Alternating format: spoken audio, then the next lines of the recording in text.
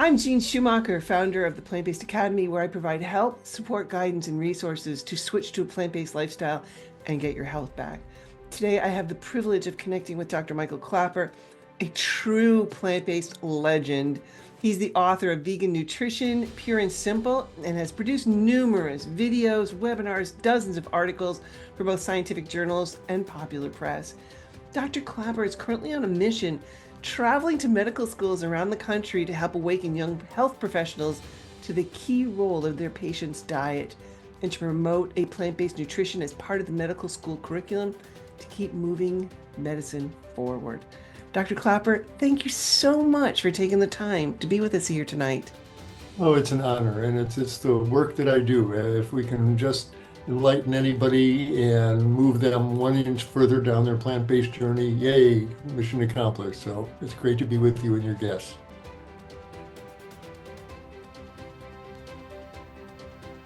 The best treatment for depression, we know, and anxiety is action. Man, don't lay in bed at 2 in the morning with your eyes open and staring at the ceiling with a heart pounding, and fear and anger, whatever. Get up out of bed and use that energy. Go join an online group. Go register in some organization that's working for change in your local area to make things better for people. Do something. Action is by far the best medicine when it comes to chronic anxiety and chronic stress. Give me the strength to change what I can change. Well, do that. Change something for sure. Work for the good in whatever form that takes for you. There are certain things, no matter how much you tear up your stomach lining and drain your adrenal glands, if things are the way they are, they're going to be the way they're going to be. If the boulder's running out down the hill coming right at you, get out of the way. Don't set yourself up for injury or failure. Now you got to do something, got to move. And that's a stress boom with a capital S.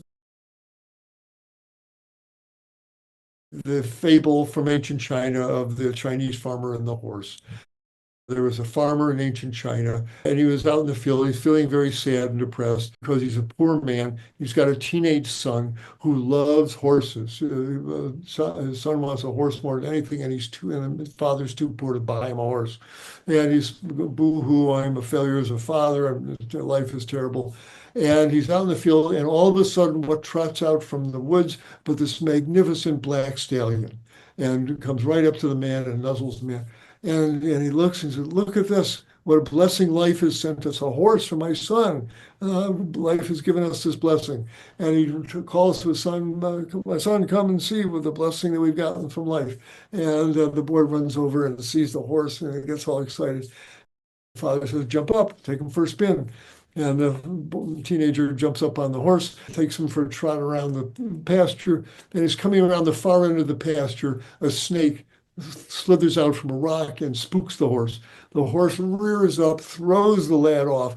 The boy hits the ground really hard, snaps his leg, and he's laying there in pain. And the father runs over and sees his son with a broken leg, and he looks at the horse and look at you. You start out looking like a blessing. It turned out to be a curse. No sooner does he say those words than he hears dun, dun, dun, bugle call, and a platoon of soldiers comes out of the woods, and the captain tells the father war has been declared, and they're going through town scooping up all the young men to take them off to war. And they look at the boy with the broken legs, and well, can't take him. He got a broken leg. And bye, I hope you heal well. And off they go. And the farmer said, look at that. The horse, it looked like a blessing, turned out to be a curse. Looked like a curse, turned out to be a blessing. Sometimes you just can't tell. Often things that look bad turn out to be, yes, I missed the plane. Oh my God, I'm going to be late for the lecture. I've got to disappoint all these people. But it turns out the plane that they put you on, you wound up sitting next to a person who made you a job offer that changed your life, that you wouldn't have met if you hadn't made the original plane. Sometimes things that look bad turn out to be not bad. It might be a blessing in disguise. But it's going to force you to do something else at this point, and you're going to get creative after the anger subsides, and it's going to energize you, and it's going to make you make phone calls that you wouldn't have made, and it's going to open up your mind to possibilities that you wouldn't have considered before. I just want to add to your incredibly insightful comments, to really think about changing your thought process instead of like, oh my God, I've got to vacuum this house. No, no, I get to vacuum this house. I have this amazingly beautiful house. I have a vacuum cleaner that works, is functioning, has an empty bag inside of it. I'm ready to go. I have a wonderful thing. So instead of thinking of the negative, well, I have to empty the dishwasher. Time out, buckwheat. I have a dishwasher that's running that just washed my dishes for me. And now I get to put dishes that I own away in my cabinet. I have that. I'd be thankful for that. I'm grateful. So when you change that attitude, a lot of the stress kind of melts away, you know? Absolutely. And as a physician, how many times I see a person in a wheelchair and I get the little there, but for the grace of God, go. I can get up out of this chair. I can walk without pain. I'm not short of breath. These are blessings that you get to vacuum. You're strong enough and you've got a good arms and legs and spine that let you vacuum. It's a miracle that you can run a vacuum cleaner. So be present with that, So find the blessings in everything you do. We are so lucky in this world. So focus, keep your eye on the donut, not the hole, as the old song went. So be thankful for what we have. My B12 is high, and I don't understand why. Yeah, we see this from time to time. And now, how high is high? Up to 900 or 1,000 micrograms in your blood. That's the upper limit. Is there anything real evil associated with that? It has to be way higher. There are some rare blood cancers that have high B12 or whatever, but you start seeing other things in the blood smear by that time. Most people don't. What's probably happening is that they have a population of microbes in their colon. We used to think that microbes in the colon that make B12, and we've got lots of them, are too far down the digestive tract for the B12 they make to be absorbed into the bloodstream. Well, that's clearly not true. There are some people in the population whose colon is very adept at absorbing the B12 that their colon bacteria are making. You also have a population of bacteria in your mouth, the taste buds, the papilla in your mouth there. There's little pits at the base of these papilla filled with bacteria that make B12, make all sorts of vitamins, enzymes, etc. So you're probably getting that B12 from a population of microbes either in your tongue or your colon. But as long as you're feeling good and all your blood counts are okay, don't worry about it. And again, with all these blood tests, these are snapshots in time of what was happening in your blood at that moment, that split second when that needle was in your vein. That B12 level might have been coming down. B12 goes up with acute stress reactions, physical stresses, fevers, whatever. Well, that B12 might have been higher. It's coming down, but you just caught it on that day when it was still elevated. So, if there's any question, get it checked again in 6 months or a year. But meanwhile, don't worry about it. It's almost surely benign. Can you speak about allergies? Because I'm very allergic to citrus fruits. If you're clearly allergic to something, don't eat it. Be on the lookout because lemon zest is added to salad dressings and things like that. But if you've got, there are some alkaloids in, especially the rind and the pulp of oranges and naringenin and others and lemon, and people who have a significant allergy to them, then you just don't eat it. And it could be that in 5 years, 10 years, the body changes, immune systems change, and you'll be able to tolerate it down the road. It may not be that you're always allergic to citrus. People use that term, I'm allergic, in a pretty loose, non-medical way. When you tell a doctor that you're allergic, in our heads, that conjures up some substance that made the lining of your intestinal tract or your lungs or your skin release this molecule called histamine that makes your capillaries leaky fluid out into your skin or into your mucous membranes and you get the hives and edema and you itch. That's allergy. Okay. But if you just get some cramps because you eat beans or get some beans give you gas, or when you eat broccoli, asparagus, your urine smells funny. That's not an allergy. And if a food gives you cramps, you may have a food intolerance, but not really an allergy. Because once you open the door to allergy, then you get into the world of antihistamines and desensitizations and allergists and all that stuff. When if it's not truly an allergy, then find out, work with it in that a classic example is people who's just starting on a plant-based trail here and gotta eat beans, gotta get my protein. And they, jump into, 2 big cups of bean chili or whatever. Well, that's too much resistant starch for the microbes down in your gut. And you're going to have cramps and gas and bloating and farting and loose stools. And oh, I can't eat beans. I'm allergic to beans. No, you just too much too fast. And a lot of folks, especially if they're not in that world at all, if they're a meat and potatoes and fast food person and you never eat these legumes, then start really slowly. I say, pretend your body is like a 57 Chevy at a stoplight there, and the stoplight turns green. You don't slam the accelerator down to the floor. Rawr! It's a 57 Chevy. Be gentle with it, and start off gently. The same thing with your gut bacteria there. Start with just a tablespoon of lentils every evening on your salad. And after a few days, no problem, have 2 tablespoons and do that for 4 or 5 days and 3 tablespoons. And give your gut bacteria time to change in their populations, the ones that are more tolerable to these foods. And the same thing I'm sure happens with enzymes in our intestinal tract that lets us absorb nutrients, enzymes in our liver lets us process these things. They take time sometimes to change. And so just because you eat a food, got a reaction that made you uncomfortable, oh, I'm allergic to it, give it a week and then try a small amount of that food again. And you might be surprised. And chew it up really, really well. Let your digestive enzymes get in there, break down the food, give your digestive system time and the opportunity to really break these food molecules down. And you can often find the things that you thought you were allergic to, you weren't. But if something really does give you hives and you're wheezy, whatever, don't eat that food. You are truly allergic to it. I know, like I've had several students that I've helped along the way that went plant-based. And I had one student in particular, I mean, she had so many health issues, it's insane.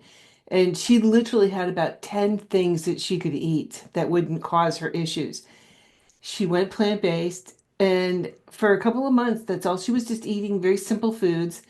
And guess what? At the end of the day, she ended up with one nut allergy. I forget which nut it was, but everything else went away because she was calming the inflammation down that's in the body it was just incredible for her to see her eating like a normal human being because literally she's like, nope, I can't eat that. I can't eat that. And it was really tough for her. I felt bad, but I've seen a lot of people that once they go plant-based and they calm their bodies down, hey, things they weren't allergic to, they're not anymore. It's a miracle, you know. Okay, what are your thoughts on algae oil from seaweed? I'm oil free, but I just discovered algae oil. Can I just say it? No oil! Sorry. Yeah. Friend of mine says that a lot. There's 2 issues here. One is, Dr. Esselstyn's admonition, no oil. We are not anti-fats. You need fats in your diet. You need healthy fats. So if your skin oils are made of fats, your cell membranes are made of fats, your hormones are made of fats. You need some fat in your diet every day. These should be the plant-based fats. They are found in walnuts and olives and avocados and flax seeds. Get them out of those whole foods rather than out of glass bottles. What's the problem with the oils? The problem is this: when you bite into a walnut or a piece of coconut, the micro droplets of walnut oil, coconut oil, or whatever it is, they're tightly bound to the plant fiber. And so you chew up the walnut, and it takes hours for your digestive enzymes to get into that piece of walnut in your intestines, for the amylase enzymes to break up the starches that are holding the droplets, and for the lipase enzymes to come in and emulsify the fats. And as a result, that tiny amount of walnut oil in that walnut that you gets into the bloodstream very slowly in a small, modest amount. One pass through the liver is pretty much gone. Doesn't have much of a pharmaceutical effect. But you take olives, coconut, walnuts, whatever, and you crush the fat out of it. Now you've got liquid olive fat, and you pour significant amount of oil on your pasta. Nothing slows down the absorption. That stuff leaps into your bloodstream. Now you got 2 tablespoons of coconut oil or olive oil or these other oils in your bloodstream, and they start exerting pharmaceutical effects. these liquid droplets of oil that are now visible under the microscope. They work their way into the walls of the arteries that are carrying the fat, paralyze the nitric oxide producing cells, and that gets Dr. Esselstyn so upset that it injures the artery walls, they lose their elasticity. But they also fats work their way into the muscle cells, the liver cells, and store insulin receptors. And so they generate insulin resistance, and blood sugars go up because the insulin receptors on the surface of cells are so clogged up with fat. These fats inhibit blood clotting. These oils start exerting pharmaceutical effects that the fats in the whole plant form don't do. That's the problem with these oils. But the dose makes the poison with olive oil. But you pour 2 cups of it in your salad. Ooh, Mediterranean diet, heart healthy. Ooh, more olive oil is good. That is not healthy. That just floods your tissues with these liquid fats that have these effects you don't want. So that's the problem with the oils. Now, so now we circle back to this question, or well, what about the algae oil? Now, this is something now, this is in a different category. This is a medicinal product that you're taking for specifically for the omega-3 DHA fats and EPA fats for brain health or heart health or whatever. The amount of oil is so tiny that it's negligible as far as the Dr. Esselstyn effect. It's negligible when we're just talking about a tiny capsule of DHA algae oil. So that I'm not worried about. Is it wise to be taking DHA or EPA at all? Does that inhibit your own production of these fats? There's currently a big controversy going on. Dr. Furman and others think absolutely we need to be taking these omega-3 fats. Dr. Goldhammer, Sabatino, there's a whole anti-DHA camp that says, no, you're inhibiting your own metabolism of these things. And I'm in the middle. 1 week I'll read 3 pro-DHA articles and then the 4 articles about why it's not a good thing. And so I'm on the razor edge here on that. But so you have to come to your own, each one person has to come to their own decision whether you want to be taking this up. But don't let the fact that it's an oil keep you from doing it. It's whether you want to be taking DHA or not. But the amount of oil is so tiny, it doesn't have the effect that Dr. Esselstyn's talking about. So don't stress yourself over that. I can hear him in my head. No oil. Yeah, got it. Heard you. So, oh my gosh, gluten is such a big thing. Gluten-free this, gluten-free that, So here's the question. Here's the $1,000,000 question. If I'm not allergic to gluten, should I avoid it? No, absolutely not. It's a protein that we are perfectly capable. The vast majority of folks have enzymes. It's a protein. We break it down into individual amino acids and absorb it. And most of the planet Earth's population can eat bread without a problem, wheat and various other gluten-containing grains. So the vast majority of people have no problem with it. I don't think it's the issue. Now but that said, there are significant number of 1%, 5% of the population is very sensitive to gluten, and some are absolutely have gluten enteropathy. They get terrible GI symptoms when they eat gluten. These folks should not be eating gluten. And then there's a gray area from folks between the ones who can obviously tolerate it, the ones who obviously can't.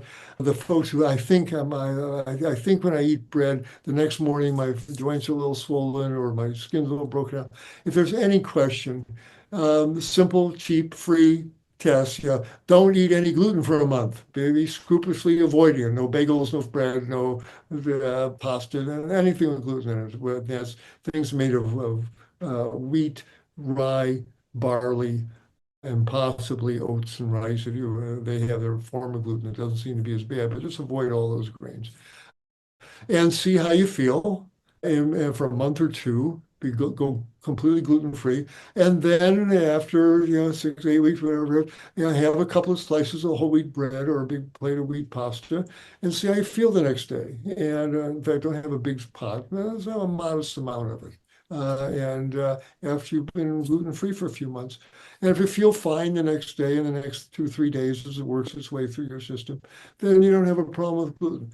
But if a symptom shows up that makes you uncomfortable, you get cramps and diarrhea or a skin rash or sore joints, whatever, That's probably want to give it a break for 6 months. People often have noticed their gluten intolerance fades away over time. And if they just give themselves a break for 6, 12, 18 months, they often are able to tolerate modest amounts of it. So do the elimination test, go without it for a month or two or three, and then have some and see what your body tells you. It's very eloquent. It'll tell you. It's true. I mean, you stop and think about it. How do I feel after I've eaten this? Because a lot of times we don't think about the cause and effect because we have digestion taking place several hours, after we consume something. So we're really not in tune. Like, if I come up and punch you, which I probably won't, I promise. But if I come up and punch you, you're going to have an effect, I promise, because I'm not going to hit you lightly. You're going to have an effect. You're going to have that cause and you're going to have that effect. It's kind of like a little different with digestion because we're not really sure, was it what I ate? Am I coming down with a stomach flu? You're not really sure. There's this delay, in that. So, okay, prostate cancer. Ooh, another one. And actually, I just want to have a shout out to Franklin in our plant-based Cape Cod group because he had prostate cancer and he went plant-based. And hey, guess what? He has no more prostate cancer. Just saying. So shout out to Franklin in our group. So I just wanted to share that. But what is your recommendations for prostate cancer? Cancer, ooh, the big C, well, nothing's going to change that. And then I started seeing these remarkable reports of guys with prostate cancer. Dr. Goldhammer at True North mentioned they had a few folks who apparently just put it completely into remission. And I began seeing reports in the medical literature. And I said, wow, this thing seems to be for real. And saw women putting their breast cancer into remission as well. These are hormone-driven cancers. Prostate cancers are really driven by both androgens, male hormones, and estrogens. Men make estrogens, and they're eating lots of dairy products full of estrogens, and estrogens make the prostate gland unstable, make it more likely to go malignant. Same with breast cancers as well. When the folks go vegan, they pull all that out. They stop the dairy, they stop the meat, which also have the growth hormones, etc. When you eat a high protein diet, and all the amino acids in the meat and the eggs and the dairy flood up into the liver when you eat that kind of standard Western meal. The liver's flooded with these amino acids from the protein. And the liver said, all these building blocks, let's build something with them. And the liver responds by putting out a surge of this hormone, insulin-like growth factor 1, IGF-1, which is one of the most powerful growth promoting hormones in the body. And so these high protein diets, the bodybuilding, 100 grams of protein, well, what you're doing is jacking up your IGF-1 levels. And if you've got an early stage prostate cancer or you've got early stage breast cancer, that's like throwing gasoline on a fire. And so no wonder these are very rampant cancers. Well, now when they go plant-based, you pull out the meat, you pull out the dairy, you pull out these big protein loads, and the hormonal drive and the IGF-1 drive and the gut bacteria, everything changes. And instead of stoking the fire extinguishers come out. There are molecules called sirtuins that have anti-cancer properties, and they give the chemical message of shh, calm down. And you stop the fried food, stop the oils. You just change the milieu in the body to one that doesn't support a cancer. And then when I read these reports, so man, prostate cancer stopped growing or it went away. And they do a scan, and the oncologist says, "Wow, the scan is clear. How did that happen? That never happened." Yes, it does, doctor. This is not California woo-woo stuff. This really does happen, and there is going to be a solid science behind it. So whatever cancer you got, go whole food, plant-based. We've known about this for a long time. We have. I mean, honestly, I'm the historian for the National Health Association, and I have to say, I've been researching this back into the 1800s. And that's just crazy. And if you want to learn more, you can go to healthscience.org under About. And I go back over almost 200 years. Like, it's crazy. One person has just one functioning kidney, and she's been hearing about, being very, very careful about protein and alcohol consumption. And so more concerning, she doesn't eat animal-based protein, but should she be concerned about plant-based protein? Not really, as long as it's in its whole form. Again, the bodybuilders and the folks who are putting in 100 grams of protein into their smoothies, this concerns me when all those amino acids slam into the kidney filters, into the glomerular membranes. It injures them. It forces them to go into a state of what's called hyperfiltration. The membranes thicken. It's a stress state for the kidneys. And, the occasional protein meal is fine. But again, these guys are eating a high protein diet, 120 grams of protein. And I think they're writing themselves a ticket to the dialysis machine. This is not a healthy thing. No primate eats that much protein daily basis. So that said, high protein diets, especially in the form where all the amino acids bang into the kidneys at once, the protein powders, the meat, the dairy, those are kidney toxic. But when you eat beans in their whole form, again, it takes hours for digestive enzymes to get into the mass of the beans and break it down. And then the amino acids come into the bloodstream very slowly. They go up to the liver. The liver takes most of them out of the circulation. You don't have these big protein loads hitting the kidneys. So for that reason, on their whole form, I think you're going to be fine. Get kidney function, your creatinine level checked every few months, but it shouldn't be going up if food's in their whole form. So what am I saying? Should this person be eating these vegan protein powders? I would be very cautious with these. If you're really skinny, underweight, and your doctor's telling you you need maybe a couple of tables with 20 grams of this stuff would be all I would take. I wouldn't be eating 100 grams of it, even though it's vegan protein powder. So I'm a little concerned about that for people with kidney failures, for anybody actually. And if you do throw in a scoop of protein powder to your smoothie, don't chug that protein down, that smoothie down, look, in 90 seconds. That's a huge load of protein, again, hitting your kidneys and your liver. Take a mouthful of the smoothie, put the glass down, chew it up, mix it with your saliva, swallow it, wait 10 or 15 minutes. Let it get down into your stomach, let it get down into your intestine, start getting absorbed in the bloodstream. And after 20, 30 minutes, take another mouthful, put the glass down, chew it up, swallow it. Take 2 hours, take all afternoon to drink a smoothie, but don't struggle with that stuff down. It's again, that's slamming the gas down on your 57 Chevy there. What is your opinion on vegan meats? I'm interested to hear this because I know what mine is. Their main use is a transition food. If they can get Joe meat and potato guy, I want my beef, to bite into a veggie burger. Ooh, that's not bad. Ooh, I could eat that. You've changed his life. You've opened his mind up, an important little crack there. Oh, I can have a plant-based meal and I'm still getting that burger goodness there.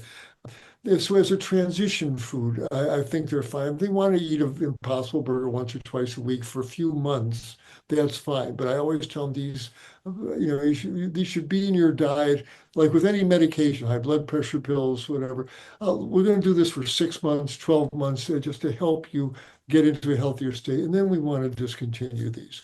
These are transition foods. You want to have one once a week, okay, fine. But they're not to be eaten every day. I think there's too much salt, too much fat in them. But if they can help the transition to a plant-based diet, they have a role to play. But I don't think they're evil, but there's certainly nothing to build a diet around either. Someone remembered that years ago, your omega-3s were low when you started taking supplements. And for that reason, I've started back on them. I'm not consistent. I take it when I remember, if I take it a couple times a week, I should get my omega-3 levels checked in a couple of months. I'll do that. But we don't even know what these low omega-3 indices really mean. This is just the amount of omega-3s in your red blood cell membranes there. But the real what's happening in my brain? Am I making the DHA in my brain as I need it? That's what the anti-DHA folks say. Listen, you got plenty of it in your body. Your liver will make more of it as you need it. You've got the precursors in your brain and your liver already. You'll turn it into DHA as you need it. You don't need to be taking any exogenous one. And Dr. Furman and the pro-DHA folks said, well, we don't do that very efficiently. And there's a lot of things that interfere with it. You should be taking it preformed. And so we have no studies where you've taken 1,000 people, 500 of them, all eating the same diet for 90 years, half of them taking DHA and half of them taking a placebo, and follow them into their advanced years and see who developed dementia, That's the study that would need to be done. Nobody's going to do that study. And there's so many variables, people changing their diet all the time. They absorb differently. There's so many different variables there that it's so hard to come to a definitive conclusion. You should or you shouldn't do it here. So do you read your literature and decide for yourself. And what are your thoughts about immune conditions and a whole food plant-based diets? Before you answer that, I just want to share that my husband had MS and he was diagnosed with it and he was given a prescription and I forget for which medication, but he's not a pill person. So he went home and this was on a Friday. On Monday, the drug was taken off the market because it was killing people. So the efficacy of the drugs for MS are just not that great, a very small percentage of how much they can help. I just want to share on the MS Society website. If you look at it, it basically teaches you how to live with it. Well, we didn't want to live with it. So, if you start to look at, like, was there any mention on the MS website of Roy Swank's work with food? Food back in the day, back in the what 40s, 50s, I think he reversed something like over 3,000 people with MS with food. But any of that on the MS website? No, it is not. It is not. So share your thoughts about immune conditions and the whole food plant-based diet. A lot of these immune issues have come about since we've adopted the Western diet full of meat and dairy and oils.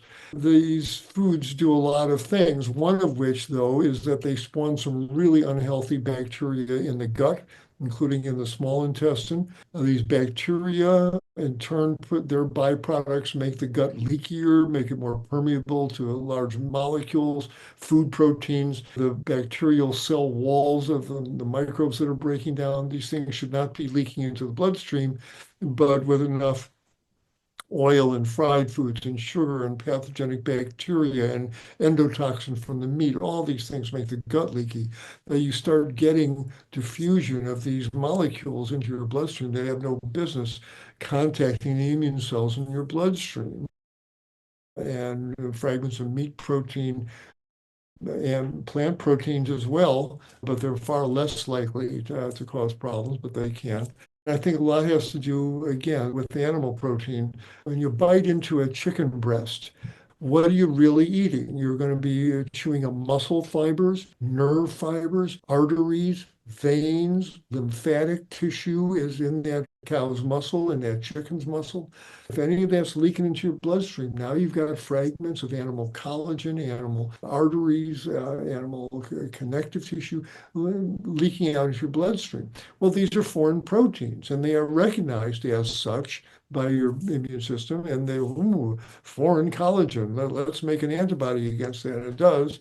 Now you've got anti-collagen antibodies cruising your bloodstream, looking for collagen, connective tissue protein to lock onto, and those antibodies find the collagen in your own tissues, and they fix onto your connective tissue, and joints get sore, and doctors say, you've got lupus arthritis. Some wind up attacking the thyroid tissue, or you've got Hashimoto's. And I think a lot of these autoimmune diseases are really this three-way bank shot for the diet causes the gut to get leaky. The leaky gut then allows the animal proteins to leak in the bloodstream, and then the animal proteins induce the antibody formation that finally swing around and attack the person's own body.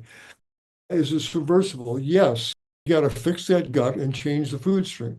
And those of you who are not familiar, please write down this name of my good friend and colleague, Dr. Brooke Goldner. When she was a medical resident, she was having strokes, she was having kidney failure, she was throwing blood clots, she had official lupus. They said, you're never gonna have children, you're lucky if you survive this. Well, she cleaned up her diet, went completely plant-based, started making up these rich green smoothies with all greens, almost no fruit at all, and drinking these green smoothies that just bathes the gut wall hour after hour with this healing emerald green liquid filled with antioxidants. Between the really healthy diet and the green smoothies, she repaired her gut lining. She and put her lupus into remission. And she's gone on two beautiful children, now a healthy woman.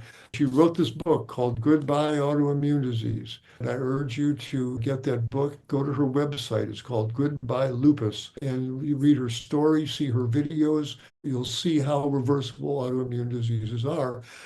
Yes, it is reversible. It's probably most of it's coming from the gut. There might be other factors, but the vast majority is coming from the gut. And to a large extent, it's reversible. If you're someone who's had juvenile rheumatoid arthritis and your joints are all crippled up, I can't make any promises that next morning after going vegan, you're going to have all normal tissues and anatomy. In medical school, we get taught so it's embarrassing. It's I feel almost sinful for what I've told my patients in that high blood pressure, this is irreversible. You'll take these pills the rest of your life. That is wrong. It's a reversible disease. We get people off their blood pressure pills all the time. Diabetes, well, we're told one's on insulin, always on insulin. That's right, doctor. If you don't get them to change your diet, that's what you're going to see. But it's a reversible disease. Get them on a low-fat, plant-based diet, and those insulin receptors open up, and the diabetes type 2 goes away. And the same thing, lupus. Ooh, this is lifetime prednisone and anti-immune drugs and cyclophosphamide, all these toxic drugs to pound down that immune system so it stops attacking her tissues for some unknown reason. Her tissues are attacking itself. And I never liked that explanation. For some reason, the body's attacking itself. Well, there's always a reason. And it turns out it's from the friggin' diet, like most everything else, that we're eating that we shouldn't be eating. And now they're understanding the mechanism of it.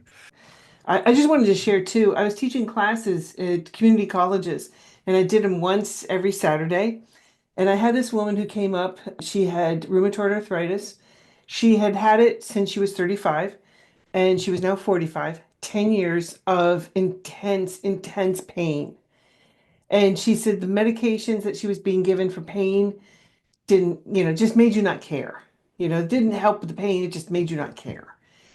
And she had been on that and had been just living with this, so frustrated. And she said, okay, I'm going to do this class. She came to my class and she was determined. She went home. Now, this was the first Saturday of 4 Saturdays in a row. And she went home Saturday night, cleaned out her house, completely found some recipes. I had given some recipes and things like that, made the foods. And by Thursday, she said she got up. You get up in the morning, you're walking around, and she was going to take her medications, and she kind of did that, self-check of your body, like, wait, there's no pain. Wait, what? What? She said she sat down with a box of tissues and lost it. That for the first time in 10 years, without medication, no pain. And when she came in Saturday, we were all passing around the box of tissues as well, crying in tears of joy for her to not have this. I mean, that was incredible. 5 days, just 5 days in that and completely pain-free after 10 years. We had a woman at True North with rheumatoid arthritis. She did about a 7-day fast and then just ate the food for a week. And I'm making rounds in the morning, and I see her on the edge of the bed with tears going down her face. And whenever I said, "Are you in pain?" She said, "No, this is the first time I've been able to make a fist in 10 years. This is so wonderful, and I'm without pain." And oh, we gave her a big hug. I mean, that's so great. People get that kind of function back. So yes, I've had similar experiences. It's wonderful. I know, right? I mean, there's just when you hear these stories, I mean, it hits your heart. Oh, it And does. and we know because typical doctors are not going to see this. They're not going Right. to see these changes and reversals and people getting healthy and all of that. So, Dr. Clapper, thank you so much for taking the time to connect with us tonight. Honestly, it's been an absolute pleasure with you. It always is. And time flies. I know we went over the hour, and I'm very grateful for your time. So thank you so much. And Joanne, you said it right. It feels good to feel good, right? Yeah, so Dr. Furman says nothing tastes as good as healthy feels, and Right? he's right on that one. All Yes. right. So Well, be happy, be healthy, everybody. Thank you, Gene, for this wonderful opportunity. Great to be with you and your viewers. I wish you all the best. We'll be in touch.